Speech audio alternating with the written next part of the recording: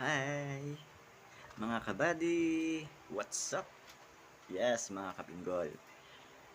Andito tayo sa Phase 10, Carmona State. Yan. Magandang hapon po. Alas 5:19. Yan guys. May share lang ako ng kaunti. Kasi sobrang nahihimugtong na sa dibdib ko. Way tatlo na ako kaadlaw. Way depress. No? Kaya isip kita kung din kita mabuoy mabulit kwarta kasi alam mo hindi ko lang alam kung may pakialam ba yung ibang tao, wala, may pakiramdam ba o wala, o sadya talaga tingin lang sa atin mechanics. Wala akong pinapatamaan bato-bato sa langit ang tamaan, huwag magalit. Wala na eh. Alam mo yun, ang sakit na dito. Yes, promise, ang sakit. Yung ultimo na gintawan ka ng tsansa. Oo, gintawan ka tsansa para mabulig. Bulig ko na rin kay mo.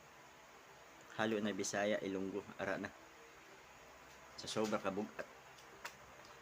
Ako, nagtinangis, pila na kaadlaw, kada gabi, depressed.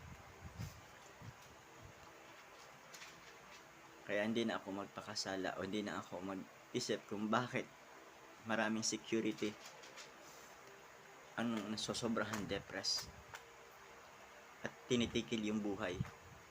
Alam mo yun? Yung ultimo na kaya yung lalapitan sa pangangailangan, pero kayo yung taong nagigipit. Alam nyo yun? Yung ultimo na akala mo na 1, 2, 3 yung sa baklaran, parang snatcher ba? Hindi naman, 'di ba?